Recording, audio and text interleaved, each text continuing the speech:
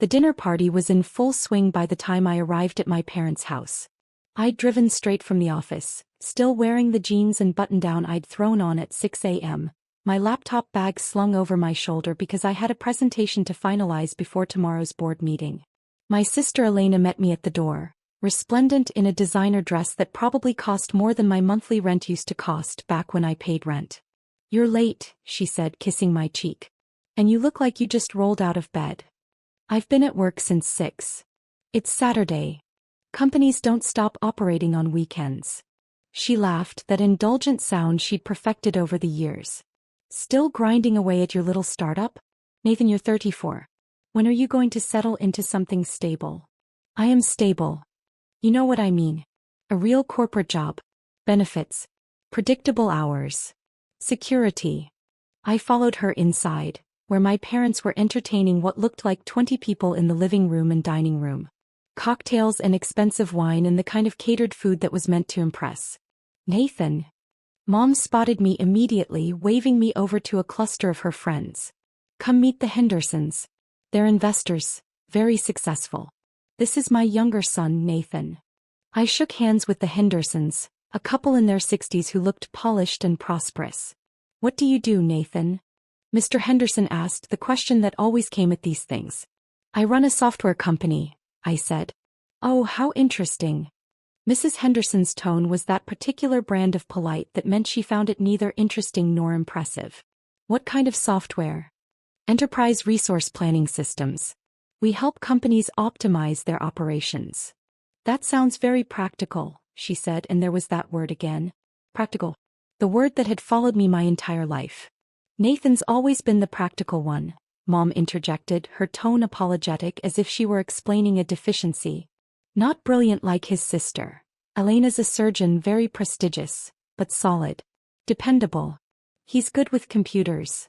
"Someone has to be," Mr. Henderson said jovially, as if this were a compliment.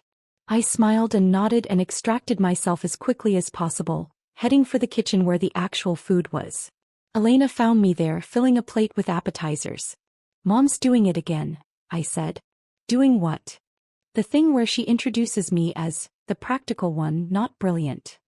Elena shrugged. "Well, you're not exactly doing cutting-edge research like I am. You're doing business software. It's practical.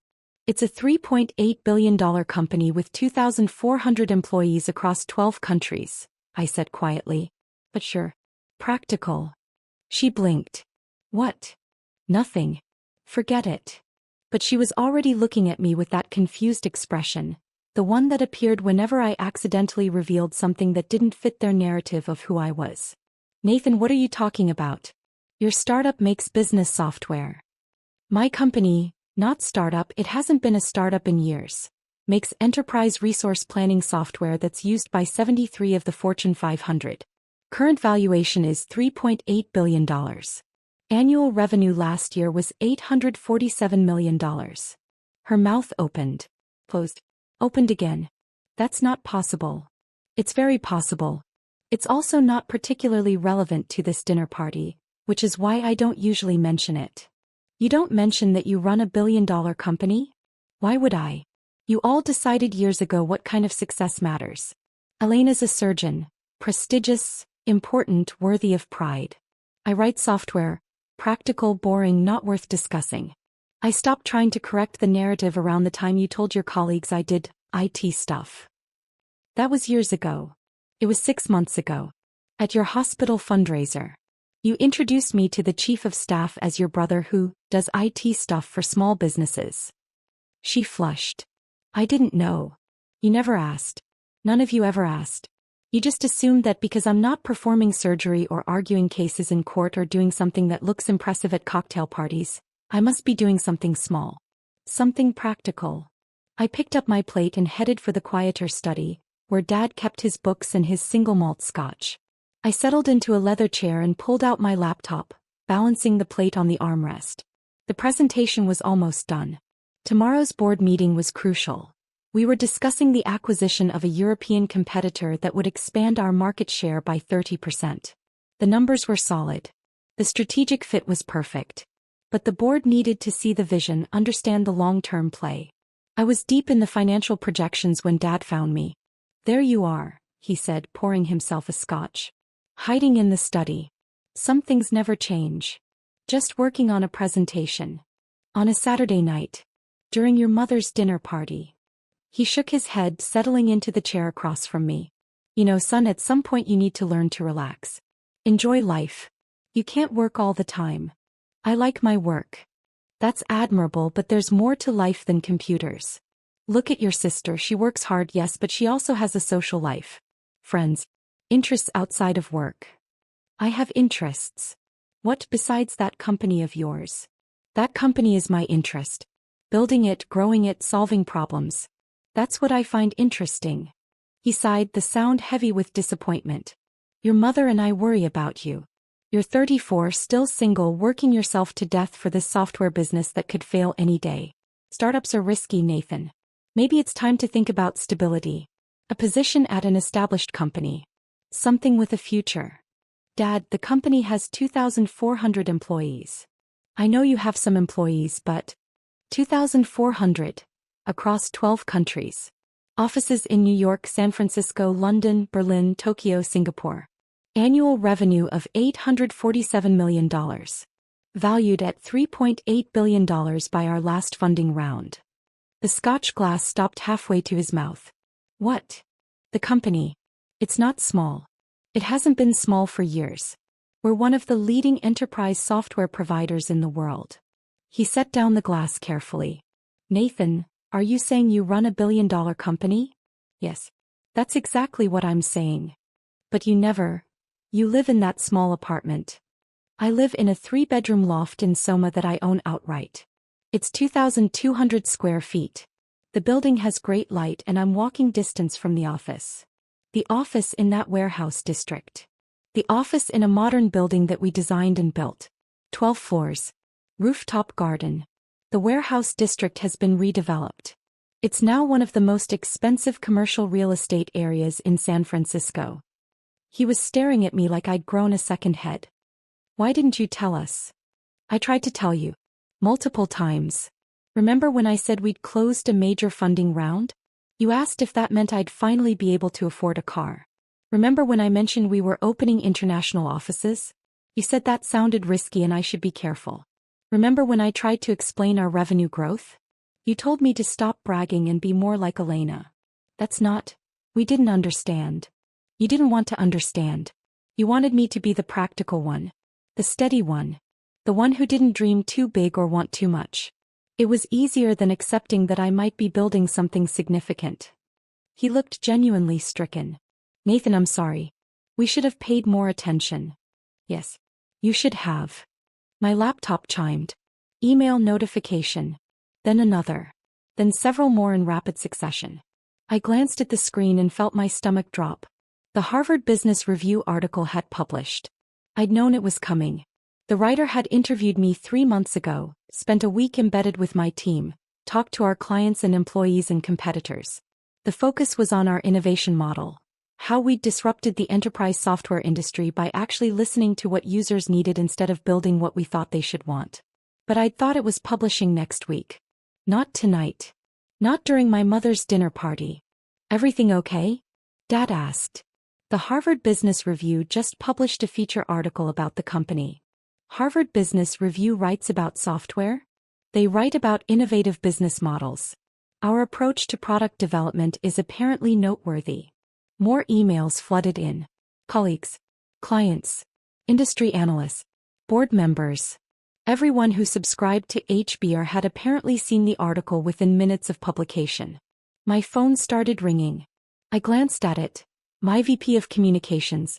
Sorry, I need to take this, I told Dad, stepping into the hallway. Nathan, have you seen it? Jennifer's voice was excited. The article is incredible. They're calling us the most innovative enterprise software company of the decade. The quotes from clients are glowing. This is going to be huge for business development. I'm just seeing the notifications now. How's the response? Overwhelming. Our website traffic is up 400% in the last 10 minutes. The PR team is fielding interview requests from Bloomberg, Forbes, TechCrunch. Everyone wants to talk to you. Schedule them for next week. Right now I'm at a family thing. Family thing. She laughed. Nathan, Harvard Business Review just called you a visionary. You're about to become the face of enterprise software innovation. You can't hide at a family thing. Watch me. Schedule everything for Monday. I'll be in the office at 6. You're always in the office at 6. Then nothing changes. Talk Monday. I hung up and found Elena standing in the hallway, her phone in her hand, her face pale. Nathan, she said slowly. Did you see this? The HBR article? Yeah, it just published. There's a photo of you. On the Harvard Business Review website. The headline says, The Quiet Revolutionary, How Nathan Chen Transformed Enterprise Software. That's a bit dramatic, but yes. It says your company generated $847 million in revenue last year. $847.3 million, but they rounded. It says you have over 2,000 employees. 2,387 as of last week. We're hiring aggressively. It says clients describe you as the most innovative mind in enterprise software. That's generous. There are several people in the field doing equally important work. He just stared at me. Why didn't you tell me? Elena, we have lunch once a month. Every single time you talk about your surgeries, your research, your department politics. I listen. I ask questions. I'm supportive. But when I try to talk about my work, you say, that's nice, and change the subject. After a while, I stopped trying. I thought you were running a small software company. Why did you think that? Because you never acted like you were running something big. You dress casually. You drive a Toyota. You live simply. I dress for comfort. I drive a Prius because it's reliable and environmentally friendly. I live simply because I don't need much. None of that has anything to do with the size or success of my company. Mom appeared at the top of the hallway, her expression confused. What's going on? People are looking at their phones and talking about Nathan. The Harvard Business Review just published a major feature about Nathan's company, Elena said, her voice strange.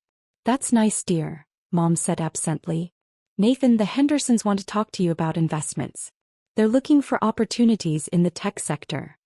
Mom, Elena said, her voice sharper now. The Harvard Business Review. One of the most prestigious business publications in the world. They wrote about Nathan. Oh. Mom looked mildly interested. That's good exposure for a small business. It's not a small business. Elena's voice rose. His company is valued at $3.8 billion. The hallway went silent. Mom looked at Elena, then at me, then back at Elena. That's not possible, she said finally. I pulled up the article on my laptop and turned it toward her. The headline filled the screen, along with a professional photo they'd taken of me in the office, standing in front of the wall-sized screen that displayed our global operations in real time. Mom's eyes scanned the text, her face going through a series of expressions: confusion, disbelief, shock, something that might have been panic. 12 countries, she read aloud. 73 Fortune 500 clients. $847 million in annual revenue. Disrupting the enterprise software industry with a revolutionary approach to user-centered design. She looked up at me. Nathan, what is this?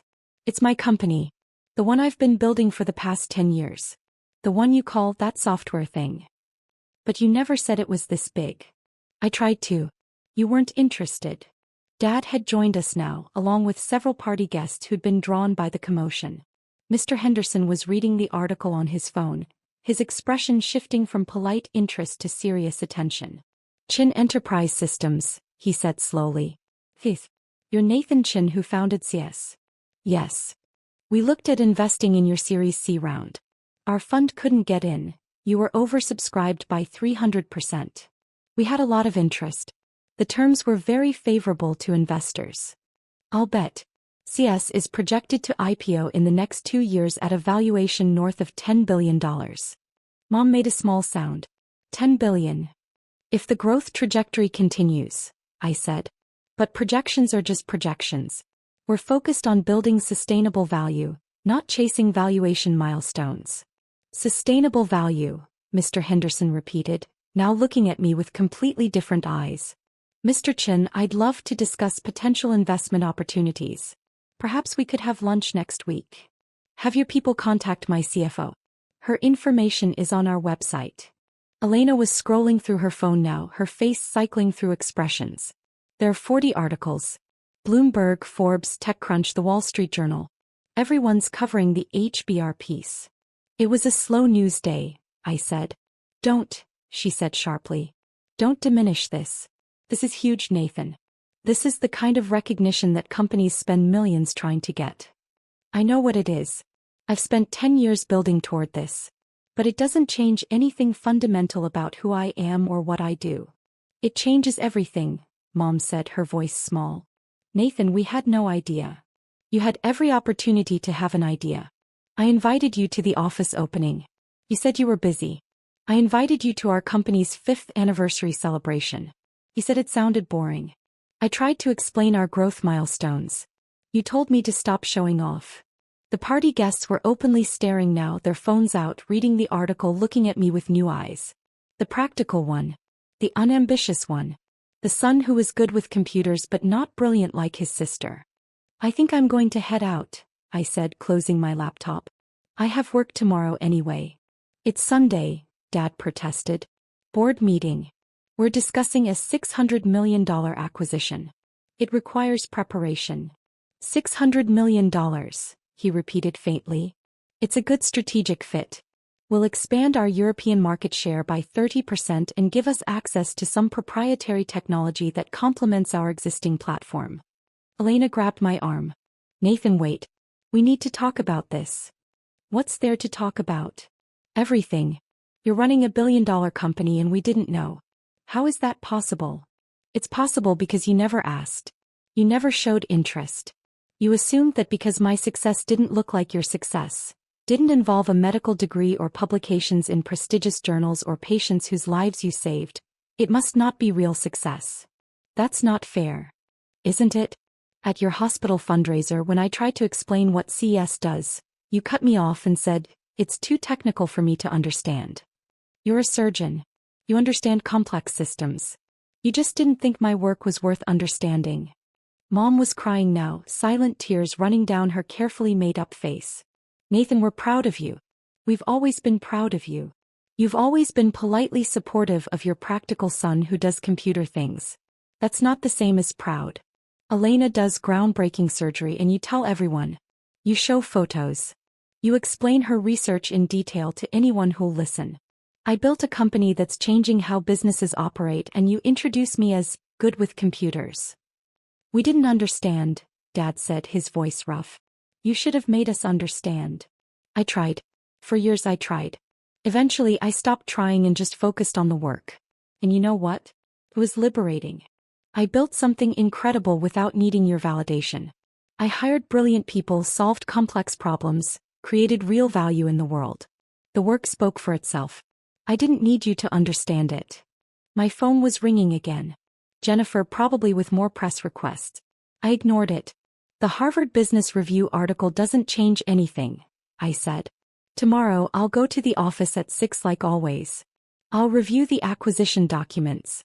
I'll meet with the board. I'll check in with our international teams. I'll work on the problems that need solving. The only difference is that now the world knows what I've been building. But I already knew. My team knew. Our clients knew. We've been doing the work all along. Can we read the article? Mom asked, her voice breaking. Really read it? Together. I looked at her for a long moment. At all of them. My parents, my sister, the party guests who'd witnessed this entire conversation. People who'd known me for decades but had never really seen me. It's public, I said finally. Anyone can read it. The question is whether you'll actually absorb what it says or whether you'll just skim it and go back to thinking of me as the practical one. Elena pulled up the article on her phone. She started reading aloud, her voice steady but emotional. Nathan Chin doesn't fit the Silicon Valley founder stereotype. He doesn't wear hoodies or make grandiose pronouncements about changing the world. He shows up at the office at 6 a.m. in jeans and a button-down, makes coffee for his team and spends the day solving problems. But beneath this understated exterior is one of the most innovative minds in enterprise software. Chin Enterprise Systems, the company Chin founded 10 years ago with $50,000 in savings, has quietly revolutionized how businesses manage their operations.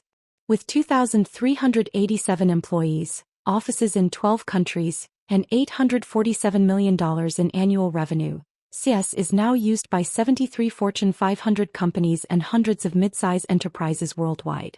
What sets CS apart isn't just the technology, though the platform's AI-driven optimization engines are industry-leading. It's Chen's philosophy that software should serve users, not the other way around. This user-centered approach was radical when CS launched and remains rare in an industry that often prioritizes features over functionality. He paused, looking up at me. Nathan, this is incredible. Keep reading, I said quietly. She continued. Chen's journey to success was unconventional.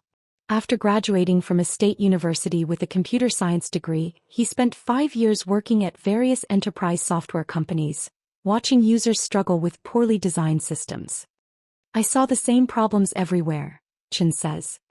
Software that was powerful but incomprehensible. Systems that made people's jobs harder instead of easier. I knew there had to be a better way. So he built one. Working from a small apartment, Chen spent 18 months developing the first version of what would become CS. He funded the development with his savings and a small business loan, living on ramen and cheap coffee. I wasn't trying to build a billion-dollar company, he says. I was trying to solve a problem that frustrated me. The business success came from solving that problem better than anyone else. Today, CS is valued at $3.8 billion and projected to IPO within 2 years. Industry analysts predict a $10+ billion valuation at public offering. But Chen seems remarkably unmoved by these numbers.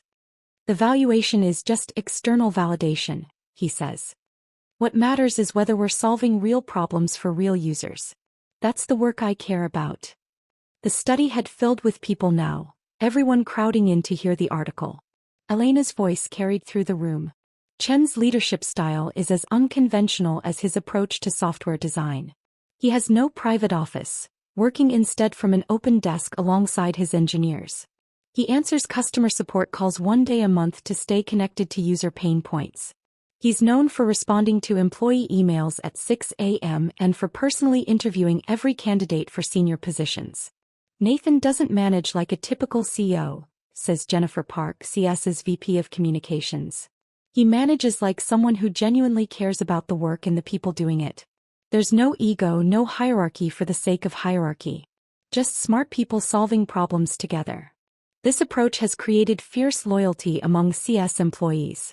The company's retention rate is 94%, extraordinary in an industry known for job hopping. People don't leave CS because they believe in what we're building, says Michael Torres, CS's Chief Technology Officer. Nathan created a culture where the work matters more than the title, where solving the problem matters more than who gets credit. Elena stopped reading, her eyes wet.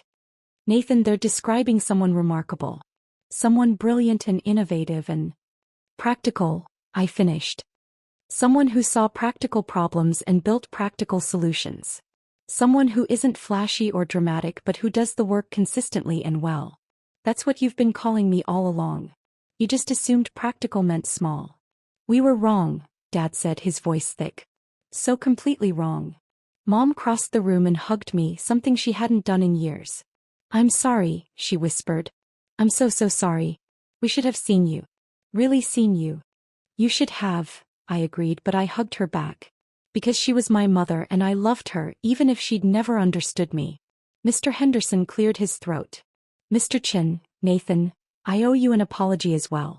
When your mother introduced you as practical, not brilliant, I accepted that characterization without question. But this article makes clear that you're one of the most brilliant business minds of your generation. The quiet revolutionary, as they put it.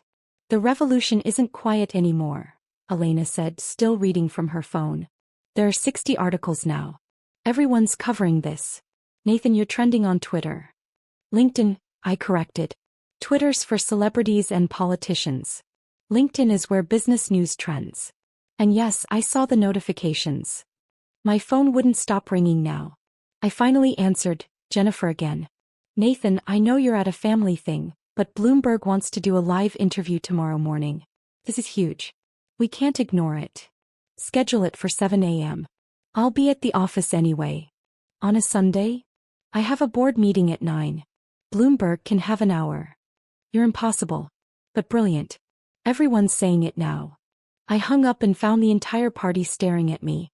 20 people who'd arrived expecting cocktails and small talk, now witnesses to a family reckoning. I should go, I said, picking up my laptop bag. Tomorrow's going to be intense and I need to finalize these presentation materials. Nathan, please stay, Mom said. We want to celebrate this. To celebrate you. I don't need celebration. I need to work. The work can wait one night. Can it? We're negotiating a $600 million acquisition. 1,200 people are counting on me to make the right decision. Clients are depending on us to keep innovating. The work doesn't stop because Harvard Business Review wrote an article. Elena stepped in front of the door. What about your family? Don't we count? I looked at her for a long moment. You've always counted. That was never the question. The question was whether I counted. Whether my work mattered. Whether my success was real even though it didn't look like yours. And you all answered that question over and over by calling me practical instead of brilliant. By introducing me as good with computers instead of by name. By treating my company like a hobby instead of the life's work it actually is. We'll do better, Dad said. We want to do better. I hope you do. But Dad, I need you to understand something. The Harvard Business Review article doesn't make my work more important than it was yesterday. It doesn't make me more worthy of respect. It just makes my success visible to people who couldn't see it before. We see it now, Mom said. Do you? Or do you see what HBR sees? Because if you only see me when external validators say I'm worth seeing, then we still have a problem. The room was silent. I moved toward the door. Elena stepped aside but she caught my arm as I passed. I love you, she said quietly. I've always loved you. I just didn't understand what you were building. I love you too. But love isn't the same as respect. I need you to respect my work even when you don't understand it. Even when it's not as dramatic as performing surgery. Even when it's just me in front of a computer writing code and solving problems. I will. I promise I will. I nodded and walked out to my car. The emails were still flooding in. Hundreds now from colleagues and clients and competitors and journalists. The article had touched something, apparently. Struck a chord with people who understood that real innovation often looks quiet and practical rather than flashy and dramatic. My phone rang again. This time it was Michael Torres, my CTO and one of my oldest friends. Dude, have you seen the response? He said when I answered. It's insane. Every major business publication is covering the HBR piece. Your inbox must be exploding. It is. I'm ignoring most of it. You can't ignore this. This is the kind of exposure companies pay millions for. We need to capitalize on it. We will. Monday. Right now I need to finish the acquisition presentation. It's Saturday night. It's always Saturday night somewhere. The work doesn't stop. He laughed. This is why you're brilliant, you know. Not because you built $1 billion company but because you actually care more about the work than the recognition. The work is the point. The recognition is just noise. Well, the noise is pretty loud right now. Embrace it for a minute. You earned this. Maybe. Or maybe I just got lucky with timing and execution and hiring people smarter than me. That's exactly what the article says. That you built a company by hiring brilliant people and getting out of their way. That's what makes you brilliant. After we hung up, I sat in the car for a moment, watching the lights from my parents' house spill onto the lawn.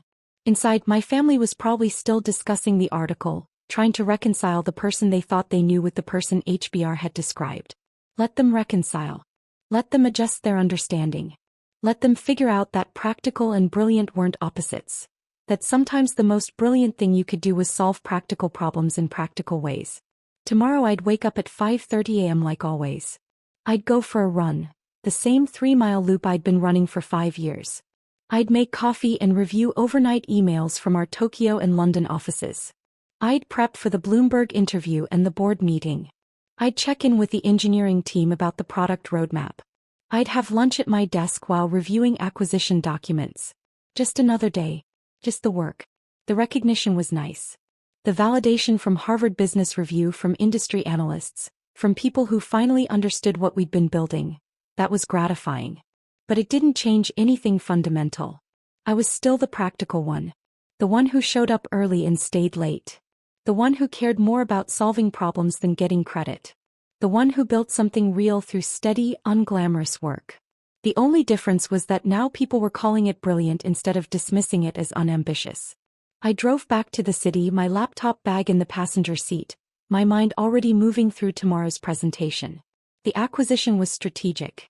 The numbers were solid. The board would approve it. And then we'd move on to the next problem. The next opportunity. The next challenge. Because that's what we did. That's what I did. Practical or brilliant, it didn't matter. The work was the same either way. And the work was everything.